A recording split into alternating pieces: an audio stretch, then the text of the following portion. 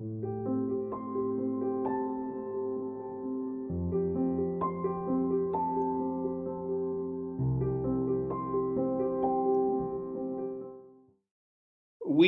at Strathmore University, and more or less the professional field of business practitioners, have felt very,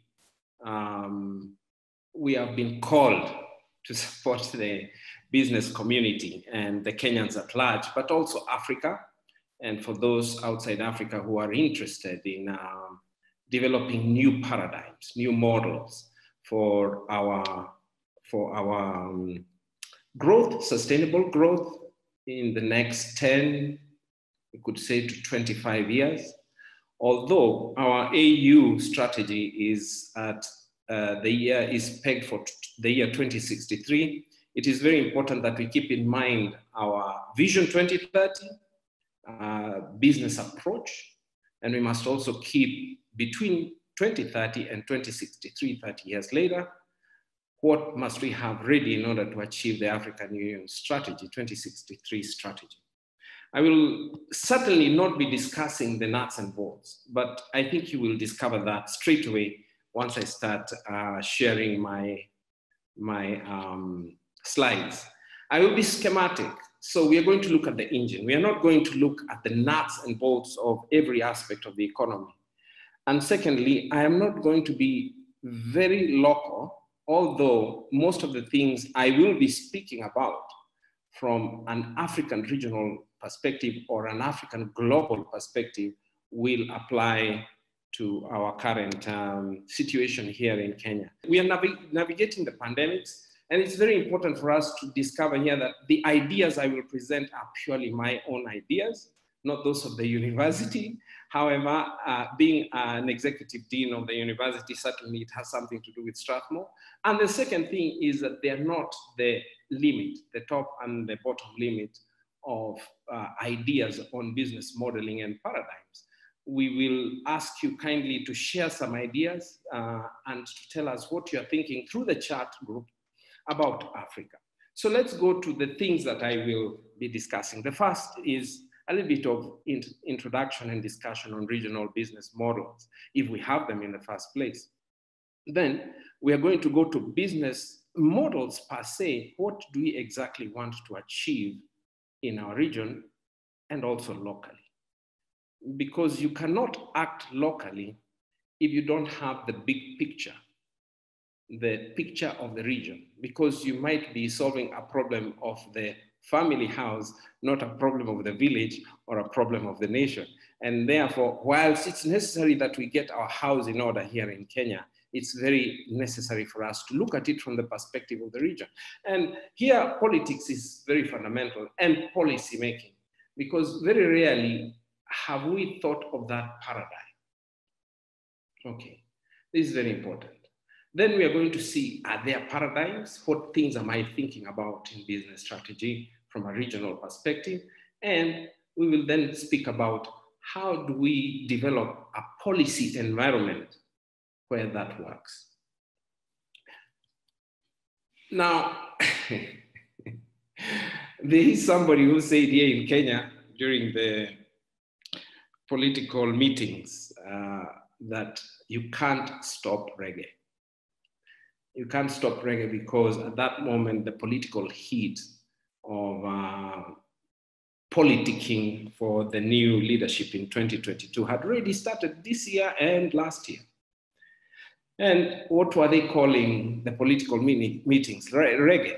And somebody said, you can't stop reggae. Well, COVID-19 stopped reggae. Stopped the reggae in Kenya, and probably the reggae across the entire African continent. I don't know about you, has your reggae stopped? My reggae has stopped, you know? Let me suggest something. I can no longer imagine my budget for my home and for my institution in the same way I used to think about it. I can't think of continuing with the model structure for delivery of value in my university, especially the business school where I work. You can't imagine just the amount of work and the energy we have put into moving classes anew online. choosing the methodology, choosing the apps, choosing how to integrate students online. Can you imagine starting a whole university year online? Well, I had thought, seriously, 5 years ago, I thought about it. But frankly speaking, I am not able to do that. So let's look at the things that have stopped in reggae. At least for our region here in Africa, the one thing that has stopped is transportation, especially transportation of beings, human beings. Transportation of goods is slowly being developed. But transportation also affects tourism. Transportation affects our hotel and all the services around the hotel, refreshment, recreation scene. Our transportation on normal business has stopped. We rarely go to shops unless it's absolutely necessary during this time. Well, the politicians can no longer have meetings. Events management have stopped unless online. Having talked about all those things, the one thing that I really wanted to tell you is you cannot be negative. We cannot spend our time complaining. I think it's a beautiful moment for reflection. A call to arms, a moment for us to rethink our strategies, even politically. And then, whilst you're thinking about it, remember that no matter what strategy you have at the local level, at the micro level, your business and my business here at Strathmore University Business School, COVID-19 will not listen to you. But possibly, if we look at the engine of healthcare networking, engine of healthcare integration, data integration, facilitating in a very effective method the design of, we can say, methods of eliminating COVID-19. We can design methods now in an integrated way for doing business, for instance. Should I continue with having physical face-to-face classes all the time? How much of it will I put online? Will I put on 30%, 40%? If you're a restaurant, why didn't we think of how we can be very good at taking food to the homes of the people who are our customers? If they really love us, we should have had a method of sometimes taking that food to their home. What about rental, real estate, housing, and so on and so forth? Airbnb is here to help us. And frankly speaking, for a moment, I thought that God had been good, so good to us that we already had Airbnb, so you can order a room before.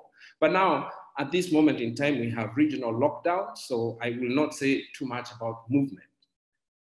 So real estate has to rethink its model completely. Anyway, what policy and structure and enabling environment are we looking for? So let's look at the business models. If you read the African Union 2063 model, you will come across certain things. Number one, you will come across the idea of integrating skills across Africa. So if you have a certification in building construction here in Kenya, it is actually considered at the same quality level as the whole of Africa.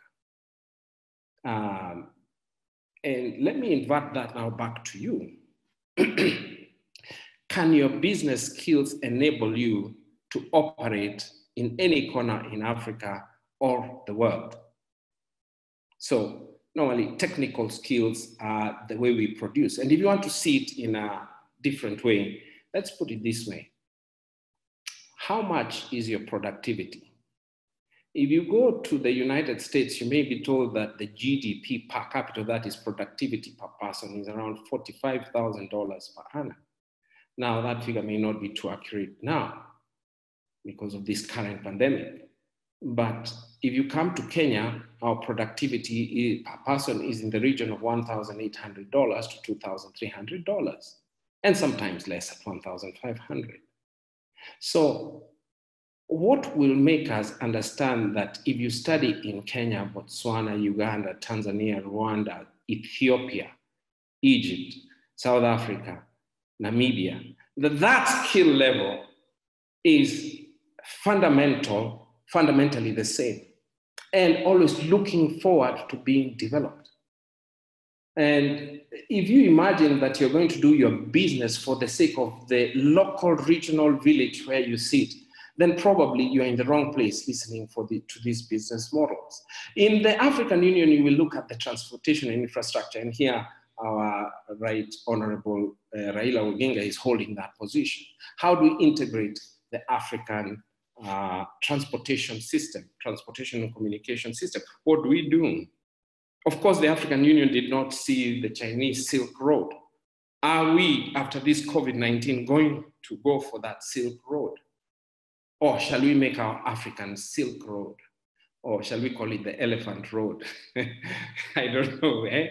And I hope I'm not cracking the wrong joke. Yes, but we need to ensure that our air transport, our communication channels online, our internet capacity, our protocols, our cars, our transportation of tourism, our airlines, our trains, all those have to be presented in a model that can integrate Africa.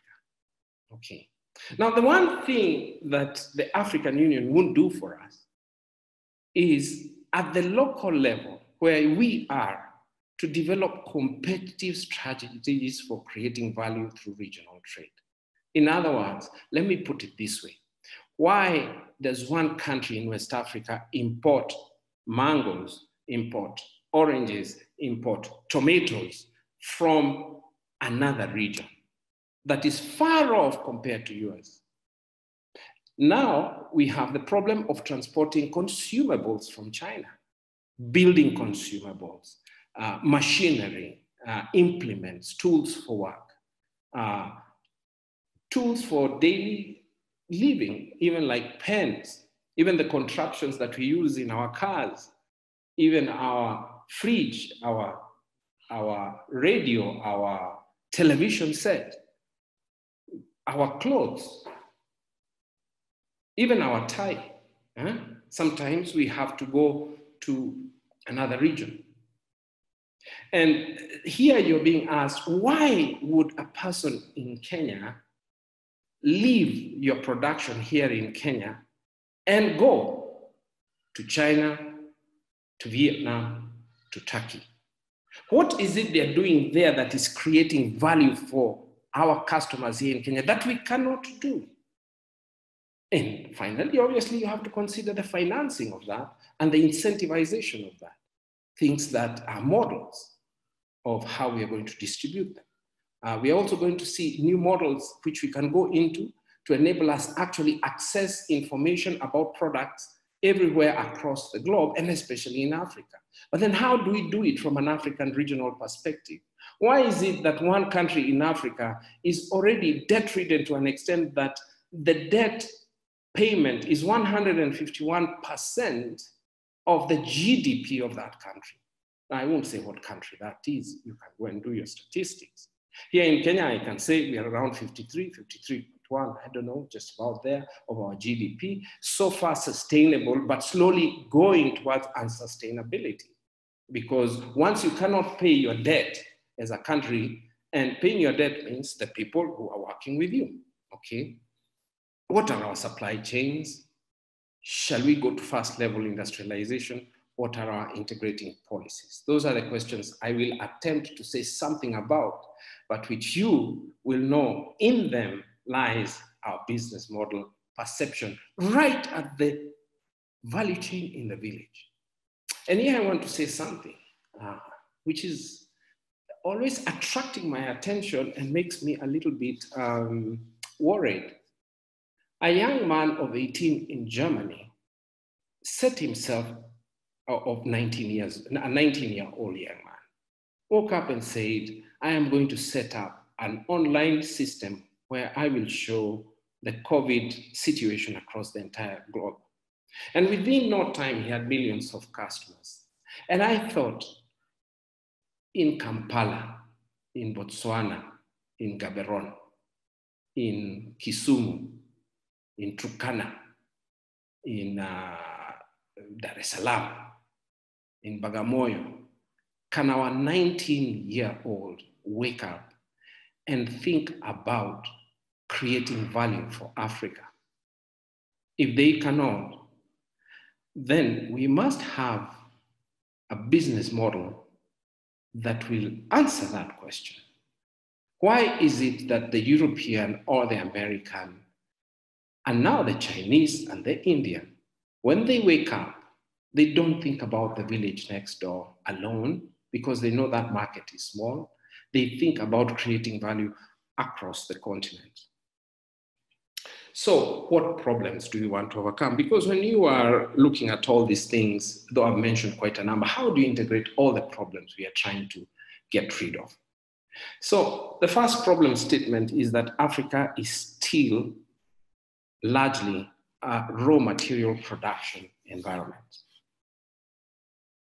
Oil, minerals of all kinds and types, people. Let me put it this way, it's so sad that there are countries in our continent that act as the slave routes of many things, but slaves still. People who have no right, people who lose their human rights immediately, people who are mistreated. And I will not say from a gender perspective what that horrible treatment is. Mm-hmm. I've mentioned that here in Kenya and most of Africa, we really need to look at our debt management. And debt management from the perspective of what's our fiscal policy, what's our monetary policy, what things, what trade, what products, what services are we incentivizing? How much money is in the market? How are we bringing money down to the last person in the village? How are we helping them to sell their product, to market their product? What opportunities are we presenting so that those people can sell their products? Why is it that today we will still have government policies that export raw materials rather than improving the skills in the local setting to ensure we can deliver our first product based on debt that is local and owned by local people? Let me also go further. It is good for Kenya to say it has a certain debt to GDP ratio, but do we bring that problem and why it has occurred to the level of the village? Because it's at the village community level. In the case of Kenya, let's put it this way for the sake of policy alignment, in our county level, do the people at the county level know why the debt is so high to China? I doubt that they do. Okay. I feel very frequently that we have long lost the local structures of government, and we have tried to put on systems that depend on ways of thinking of other people whom we are not. One little example there is why would I be thinking of urbanization the way America thought it, the way Europe thought it 1,000, 2,000 years ago? What structures of market building do I have? Where do I put the money that I get? Because if I put it in the wrong systems of economic development or based on wrong models of development that are not African, then the effect is that the value of the capital invested through debt will not be equivalent to what we are thinking. Okay, so then the next question comes in that so far we have about 12 economic blocks in Africa. How are we thinking of integrating them? The one of Kenya, which has recently signed the tripartite agreement between COMESA, East African Community, and the SADC region.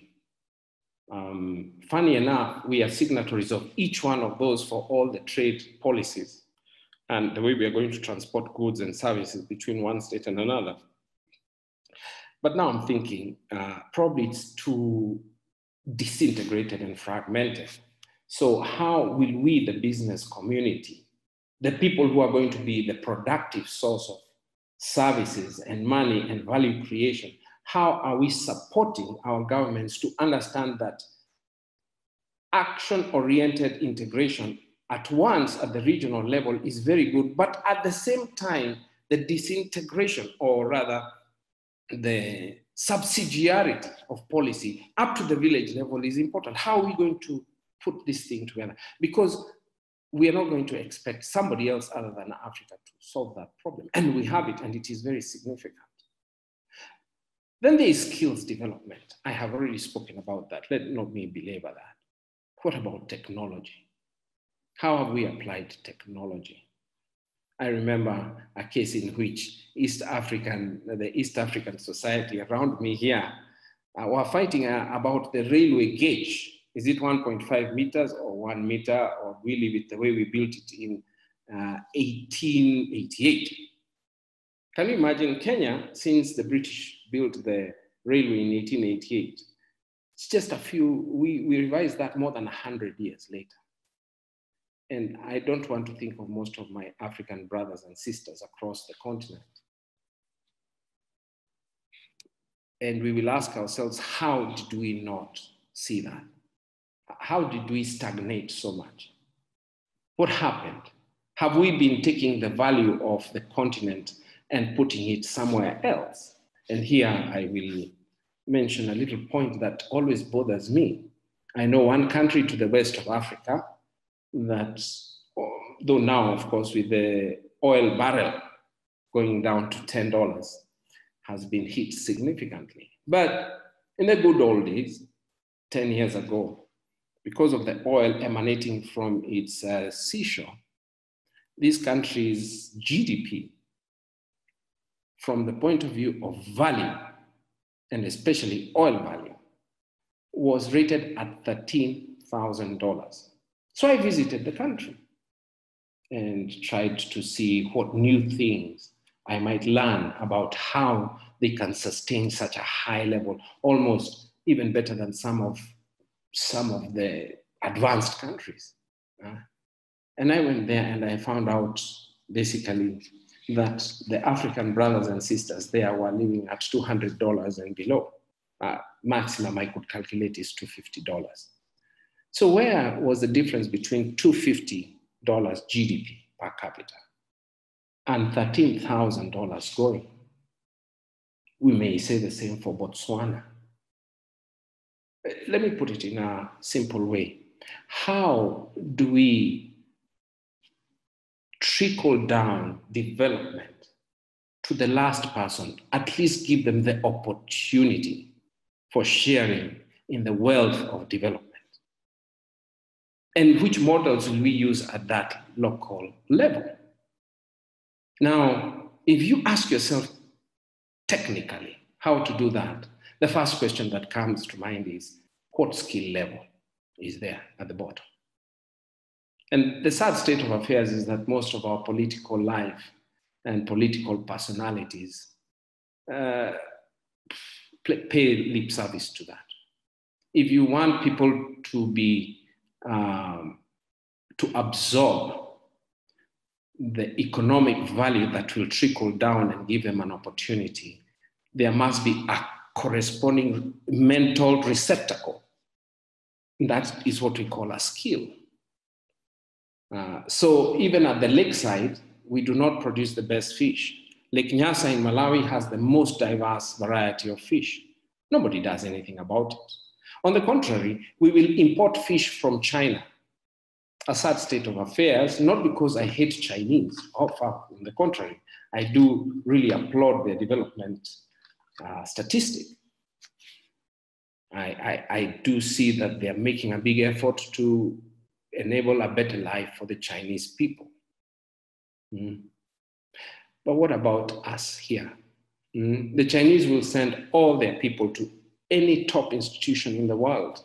You go to the United States and you will find out that that out of 150 students in a class, close to 80, 90,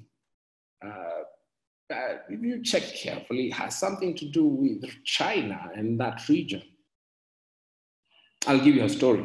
You know how if for those of you who have taken an airplane, have gone with an Embraer. An Embraer is a product of Brazil. Brazil in 1970, 1980, decided to take significant numbers of people to learn aeronautical engineering in the United States of America and other parts of Europe. After 20 years, they brought them back, and those developed what we now call the Brazilian airline economy, which is huge, huge. You can't even think about it. It's big, it's amazing. Well, our people, when they left, they stayed there, and now they're coming back after losing their jobs. So I don't know whether they're bringing back value to Africa or backwardness, so to speak. I don't know. I noticed that now we have a little bit of, we are reclaiming back some of the most intelligent people who've realized that they probably are better off adding value here in their country. But worst of all, I don't think we even have the receptacle of that capacity, because our skills development policy in the country and in the minds of those who govern is archaic, to say the least. They still, if you write down their policies of education and their application of budgets on skills development, thinking of the billions that we have spent, especially here in Kenya, averaging more than 100 billion Kenya shillings, which is about $1 billion every year on education.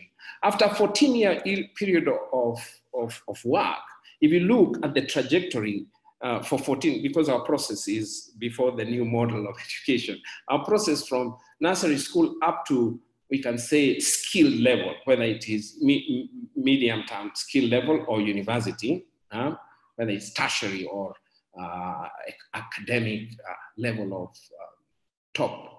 When you look at it, do you know what we calculated? After 14 years of spending so much time in our primary, secondary schools and tertiary education and universities, we do not graduate more than 200,000 people, properly speaking, 250,000 people, properly speaking, out of, before 2 million, after 2002, 5 million, 6 million, and now probably around the region of 10 million who go into primary. After going through that channel of education, we extract 250,000 people who we don't even give a job. The rest have dropped by, and therefore we risk developing our rural setting, our agricultural sector, where most of these people go, in a way that is not sustainable. But has the government, has the politics of the day ever answered why we spend so much money in a process with such little development capacity, with poor strategy of capacity development, not even knowing where to face it? Technology, right now we need technology put in the right place, but also knowing that since most of our people are not skilled, I might make sure that the technology that is applied does not destroy value for the people. And here I'll give you a little example. The problem statement of technology in the tea industry in Kenya, or coffee industry in Kenya. To 1975 to 1980, thanks to certain economic conditions in the country, we were producing more than 200,000 metric tons of coffee for the world, raw material. Today, it's no more than 40,000 metric tons. Value higher in terms of valuation. But where did the 160 go? Well, to other production systems. I have not worked out research-wise whether they were good or bad. But what I can tell you is the value destruction in coffee and tea in the country, and now sadly our flowers, because we cannot transport them and because people are not buying them in Europe where we have our main strategy, they're gone. And if you look carefully at the flower industry, How much of that flour industry is actually owned by the African? Now, let's go to tea further. You remember the fight in the Kericho area, the tea growing area in Kenya, Kericho, where they wanted to put machines to cut the tea. And of course, people said, then we are going to lose our jobs and we don't know what to do. So somehow one has to think of technology in various ways. It's not just a matter of lumping technology and saying, because the advanced world is in the third, is making good use of the third industrial development, therefore we should do the same. Neither can we say that fourth industrial revolution, that is the revolution of software development and applications and machines and robotics and the space agencies and all that. How do we use that? Shall we just copy what is there? Or shall we somehow subsidiarize it? Rather, that probably is not the right word. How shall we apply the technology to the current African system? Gender-based development opportunities. How much are our women part of the skill development and production for both products and services, part of the economy? And here, you know that we probably haven't done a very good job of that. We can't say that we have a 50-50 share between man and woman on the capacity, production, and service here in this country and most of Africa. Sadly, our woman is the one who takes care of the home.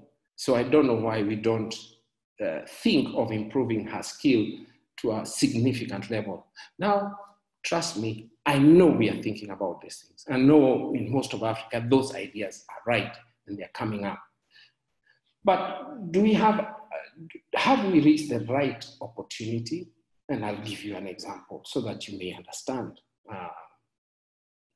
How many women are in our county governments working in the areas of housing, working in the areas and decision-making of housing, of roads construction, of material production, of food distribution, of agricultural production of the food necessary for the family? How many of our women are there? And then obviously, how do we distribute that money? Let me say this, that having thought of all those things, we have to think of supply chain strategies. And it is time that these are done from a regional perspective. They must be sustainable. And they must oversee a sustainable processing. They must see an aggregation. They must see the development of local services. There is no need of fighting for tourism, but when they arrive here, they take a taxi that marks the person, or there is no connection between the airline and the hotel industry. And if we want to distribute food, which we are very bad distributors here in Africa, we don't have what we call, enough food storage centers across the regions of agriculture. Do we own the finance? What is our strategy for finance? Do we develop trade protocols that we respect? Are we thinking of a currency? Do we continue using the dollar? Mind you, the World Bank and the IMF are already thinking of including the Chinese currency as part of the international currencies. What currency are we going to use? Do we have people discussing those? Do we have data-driven production and management policies so that we produce efficiently and distribute efficiently, and also distribute our labor efficiently? Do we give incentives based on data production? These are areas where we have to move our paradigms of new models. Do we have e-commerce, local and regional e-commerce, marketing platforms for our products so that people can buy them online? Do we have origination protocols for those? And again, their aggregation of products and services at e-commerce level is very important. And then the data-driven innovation to speak to giving a product that is applicable to a particular person in a particular region. We have to answer the question of whether the tea we drink here in Kenya is the same tea drunk in Lagos. How are we going to do that if we do not have a data center where we can get that information about taste and all that sort of thing? And make sure that our innovation is not alien. Have the African maths. These are very important sections. Industrial development, online training regimes, gender inclusivity, language integration for trade.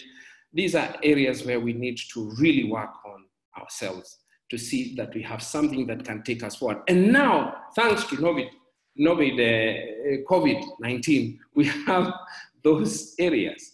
I finally come to the 5 issues that I think we should develop and assist our governments to develop. First of all is patriotism. There's too much cash leaving Africa. Cash flight from Africa is probably 3 times more than cash for development coming into Africa. Let's fight for integration. If the private sector business does not fight for integration, I am not too sure our politicians will do it. Let's integrate our judicial and law processes. Let corruption be something that can be judged at an African level if it has involved an Africa or regional-wide process, if it's corrupt. Let's integrate our skills. Let's have a good standard of skills certification across the continent. Let's build those data centers and have good analytic centers for that. And finally, let's not go back to destruction of our environment. We have a great chance right now to have sustainable and fair trade production policies. And with that, ladies and gentlemen, I apologize for taking more than half an hour. I have finished, and I'd like you to tell me whether you're happy with the proposal or you'd like to add or minus certain things. Thank you very much. Thank you, Dr. Njenga. You've covered quite a bit of material, and this discussion was going to look at the background of a disrupted global supply chain, changed consumer behavior, remote employees, changing business environment, and how businesses should reinvent to align to the new normal. You have almost over 200 people who've logged in for the call, and I provide this opportunity for anybody on the particular session, this webinar, to type out into the group chat. I see there's already a question from Diana Sifuna. Please type out any questions. I'll read those out to Dr. Njenga. One question that has come up, it came directly privately, was AU Agenda 2063. Yes. How do you make this practical for the SMEs that are attending this webinar? How do you make it very practical for a manager who's in a session like this? What's a starting point, particularly with COVID-19? So that's one question. Another one was a bit of a query on gender-based development opportunities. In a time like now of COVID, how do we mainstream gender responsiveness as something that is quite vital and key? So I'll start with those 2 questions. Okay, so regarding AU 2063, as you know, most of the economic regions in Africa are co-signatories of that. But when it comes to the practical application of the policies, for instance, having a fair trade policy across the entire region, for instance, the transportation protocol, for instance, production and distribution of goods. Another area that is fundamental is, of course, trade tariffs, or what we call trade barriers. You can see a methodology in which each country is applying the AU policy. And the question has always arose, why is it that most of the countries in Africa rarely sell the idea of development from an African perspective, but rather from a local setting? Because if you want to explain to the business person, like I have been asked today, to explain AU 2063 to an ordinary person on the street, you know what I'm going to do? What I'm going to do is to do what we are doing now, and that is helping people develop first level of industrialization and trying to see what financing systems, and even sometimes advisory on financing structures and institutions in other countries. But how do I start telling people, don't send avocado to China? Plant the right avocado, which they know. But then how do I tell them now, think, what is avocado used for? What is the best way of selling my avocado after adding a new level of supply chain value provision? Should I make avocado crude oil? Should I make avocado blocks so that they can be used for condimentation there in the US or in Mexico? Remember, right now, Mexico and the Central American countries are no longer producing as much avocado as they used to, and it's a big problem. Yet here, we are destroying 60% of our avocado production. And I'm just using that as one of the little examples. If I go to nuts, if I go to fruits, etc. The other thing is the question that you are asking regarding gender-based development. So the first thing that I've discovered over my research is that there is a truth and a lie in the question of African communities not being able to respect the woman. It is true, there were certain paradigms within our communities that did not allow the woman to be developed to the same level as our African sons, males, if I may. The only way we are going to include people, both male and female, in our development fora is, first of all, building equitable training skills for both man and woman, girl child and boy child. This is first. Okay, but the people from this region are selling their daughters to get an economic, sustainable possibility. Well, if you really want gender-based development, then we must answer the question of community development. And I am glad to say that we are now working towards that. I hope that within the next 2 months or 3 months, we will have the first Africans meeting over that question. How do we integrate communities into new global values that enhance value for both man and woman in society? And how do we carry out justice for both man and woman? So for instance, there's gender-based violence now that people are at home. Why is that? Who is studying that? Right now, I know in Strathmore, through our program for family development, we have sent questionnaires across the entire region, trying to get answers as to what are the issues arising through this gender-based. If we don't have social services, sports and culture policies that can look into those things and solve them by communicating them throughout the continent, then we're not going to solve anything. But I would say, do you want the first place of including gender business? Make sure that they are part and parcel of skills development.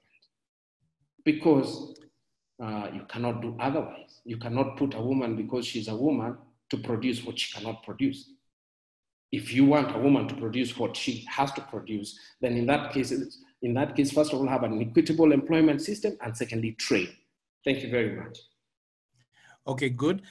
So we've touched a bit on gender, a bit on the continental ways of engaging.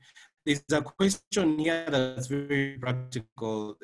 Job losses have been noted during this COVID-19 pandemic. All the participants who are dialed into this session today, practically, how do we address job losses? I think Africa is, let me just tackle that question alone because it's fundamental. All the people employed in the transport industry, in the hotel industry, in many of the businesses, I know many people have lost jobs, okay, because people are cutting down. I know that a factory which I am advising told people not to work in March, but we immediately put them back to work in April, because now we organized the machines to come from Europe that had stopped because of the pandemic and we couldn't get cash. Secondly, I know that the government has tried to go into a situation where they can fund, reduce tax, reduce both personal tax, PAYE, and building tax and what do you call it? VAT. I know they're going there. I know they're trying to put cash for people. I know they have eased the credit reference bureau policies. I know they have reduced the bad debts policies in banks. I'm aware that if you go through all those, you'll find the details, which are now being spread across the entire country. But ladies and gentlemen, just one thing that worries me: 60 to 70% of our population stays in villages and in rural areas. If we reach 30 million people in Mombasa, I'm now speaking about Kenya, in Mombasa, Machakos, Nairobi, Nakuru, Naivasha, Kisumu, Eldoret, probably a few other cities like Thika, Bungoma, I don't think we are going to reach 25 million people who stay around those, who are properly inserted in the economies of those urban centers. Now our population is 50 million. So where are the other 25 million people? They are in the rural areas. So what systems of supporting the local informal businesses is there, all right?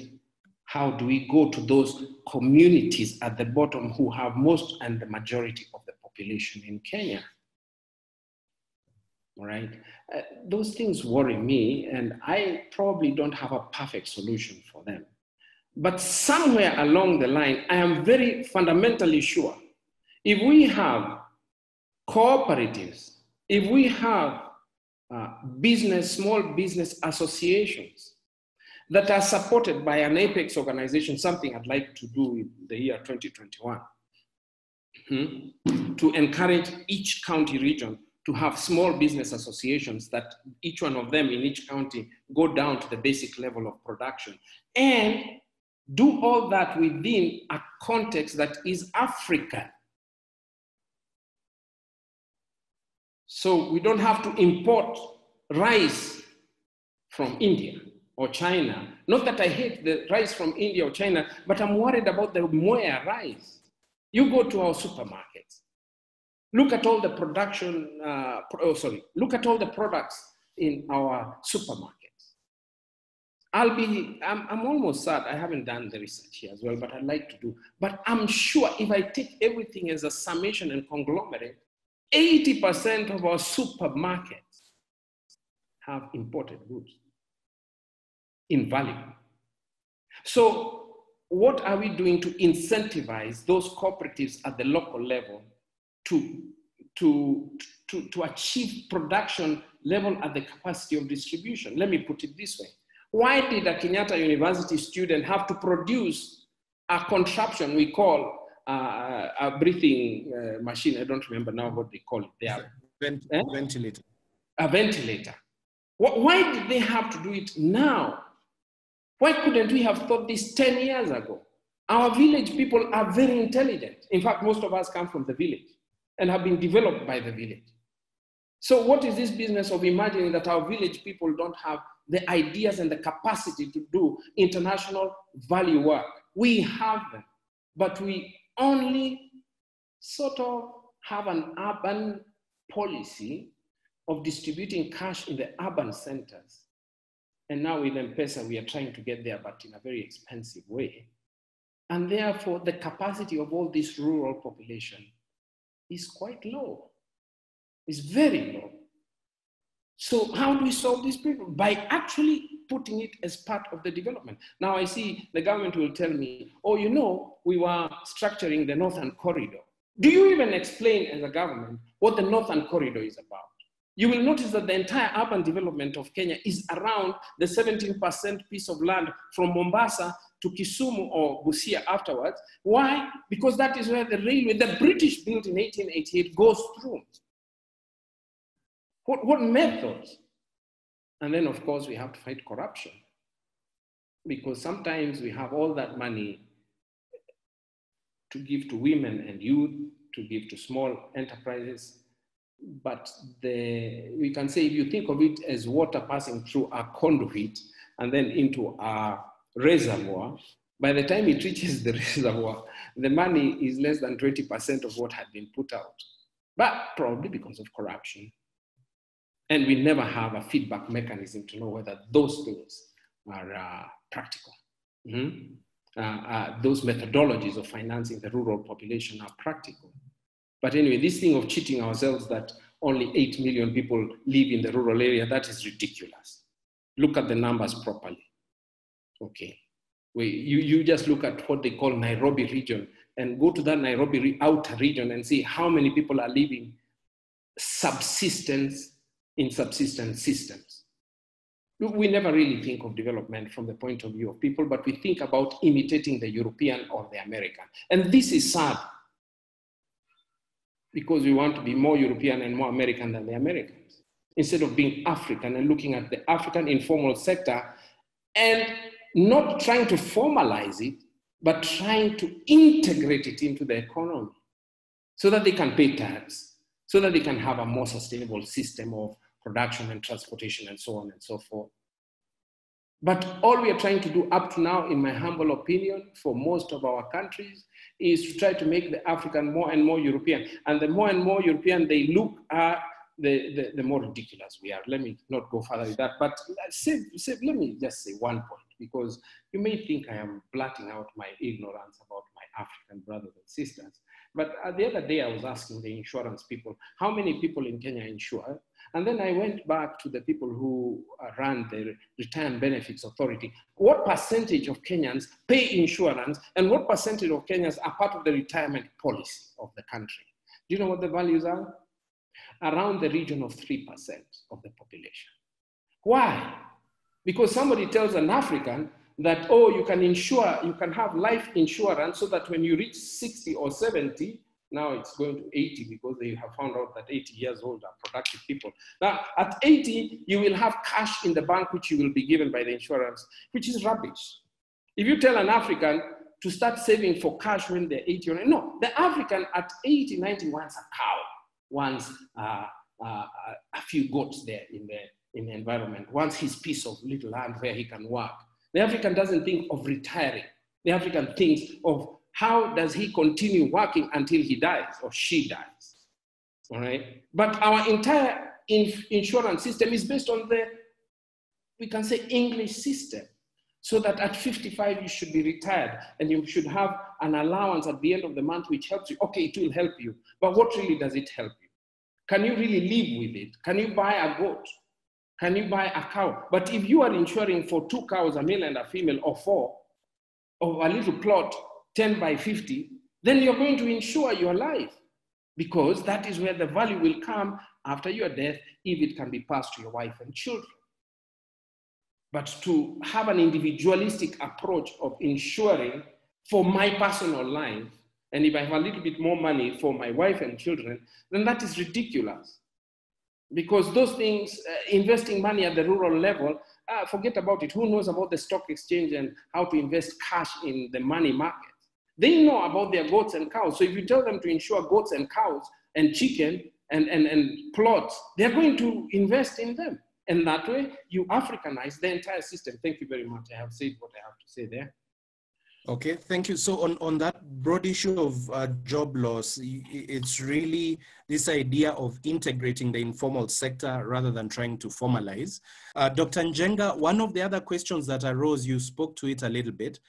We had feedback from the diaspora, and an observation, your comment resonated, this idea of talent going to Brazil and Embria, and the opportunity for that talent to come back to Kenya and contribute, but the lack of structures for that talent to be incorporated into local opportunities. Could you speak to that? Another question is addressing the fact that material required to respond to the pandemic, PPE equipment needed by medics, China typically produces that. There's a much more demand than supply. Shouldn't Africa be filling that gap? How can that be addressed? There's also an example, or more generally, some people wanted to get access to the slides. We'll make sure those are available to them. And then the last one was around learning. One of the participants has pointed out that there's a push for everyone to get a laptop. In rural areas, it would have made more sense to have a computer lab available in maybe every rural setting. So could you speak to that, priorities versus opportunities? So those are 3 different perspectives. You can speak to those 3. Those are big issues. One of the things I wanted to tell you today, you can hear me, Martin? Yes, continue. One of the things I wanted to explain, save that I didn't have enough time to do it, is that I would like and I pray for, and if I can assist in, the development of community-based industrial parks. You cannot participate in production if you don't have a place where people can go to cut the wire, to cut the piece of metal, to make a screw, to have the prices that help you modify objects. So for instance, if you don't have an industrial park in Kakamega, you never may be able to use the gold there. You will have to export it as raw material.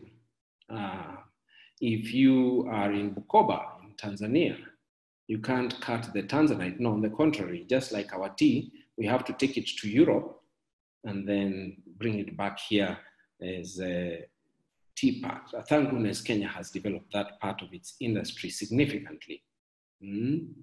But let me assure you, why do we have to go out there to develop our windowsills, our tables?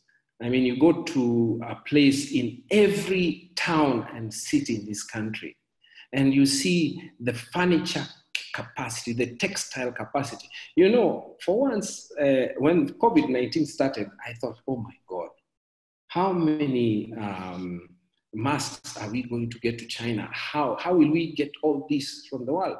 Then people started producing them from Kitenges, and suddenly I was smiling all the way because I realized COVID-19 has just created a fantastic capacity for people to use ordinary material they use every day. Yeah? The sad part about it is I don't see our government marketing our innovation, except the president once in a while mentioning it. What strategies do we have to do those things, my dear people? But don't try to produce things that were meant to be produced in China if you don't have the skill, because all you will do is to make yourself a laughable stock. Now, have I answered part of the question? You have. Industrial parks in every county, in every community, in Africa. That's what we have to look for. And those industrial parks have to be strategic according to the main production of value creation that region has for the rest of the world and for the rest of Africa. Some will be generic. Clearly, if you want to make tomato paste, why do you have to come to Nairobi? Why? If you want to make soap for Muranga, why do you have to come to Nairobi? And why don't you use containers that are not plastic? You use local containers. Why don't we have an incentive for young people across the entire country to produce something similar but disposable, like the normal bottles we have? I tell you, you put 1 million shillings for our youth African to produce the kind of bottles we need for this country and sustainable, they will do it. I have no doubt about that. Anyway, I think I'll have to stop there because this is a very passionate thing for me. And I have just too many examples of that. I am not saying it is a solution for everything, but it goes a long way to industrializing our rural areas. Okay. And you will see how people will go to good urban market centers, which then are easier to manage from an economy perspective. Instead of the 35,000 kilometers you have to go to the north in order for you to reach a particular person and give them healthcare. It's a difficult thing. It's incredible. So we have to go to a form of African settlements that are based on African production, okay? And not try to, I know some people have this Konza system and this sort of specialized cities. They are good. We need to put order in Nairobi, that is quite clear. But for the vast majority of Kenyans, you have to get an incentive for developing creative markets or markets that augment production and supply and demand. Okay, but if you have to take something from here to Marsabit, do you know how much time it takes you and what value you have added on top of the product for the poor person you're going to see in Marsabit? It doesn't make sense that we continue doing this industrialization by simply setting up industrial parks. Well run, don't ask me how. Dr. Njenga, any final thoughts? Any final word for the participants before we wind up?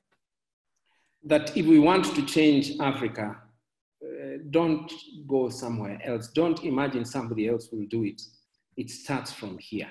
And what I am praying for is for the private sector meaning the citizenry, and not through civil service organizations, which are not bad in themselves, but how do our citizens, through business associations, play a role in educating themselves and then giving solutions to government? Because somehow I feel that we expect governments in Kenya and most of Africa from people who probably have never done any business to sort of develop policies that will engender a vibrant economy. It's impossible. If we want to change our government, we must create institutions and units that can speak to government as one. And I pray that therefore we transform those institutions that we have and make sure that our government listens. We own Africa. Okay. It's not the government, or rather the government workers. The government is us.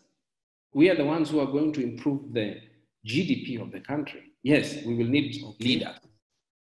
Thank you. That is all I have to say, Martin. I'm assuming the business school will be available as a platform to continue some of the ideas you have shared and the challenges.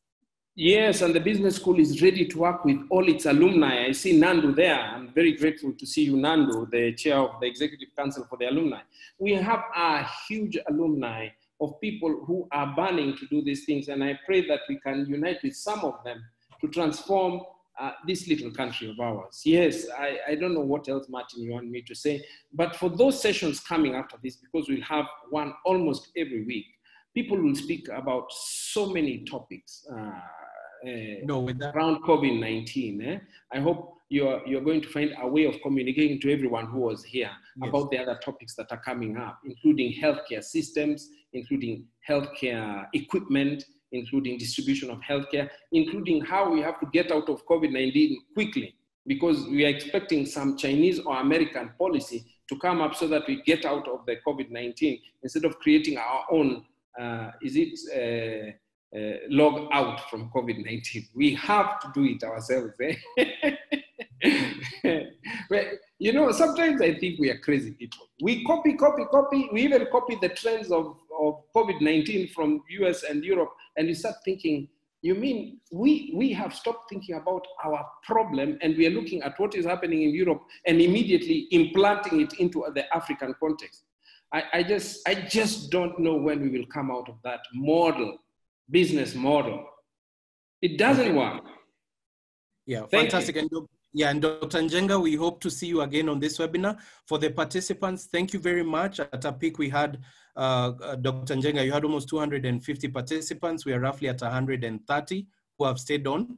And a lot of the feedback is positive, a few areas for improvement. So for everyone, we will have this recording available to you. We'll work with our communications team. And we look forward to all your feedback. You can type into the chat any feedback you have for us, and we look forward to seeing you at the next session. Dr. Njenga, thank you very much, and thank you for hosting us at Strathmore. With that, the webinar comes to a close, and we look forward to seeing you at the next time. Kwaherini.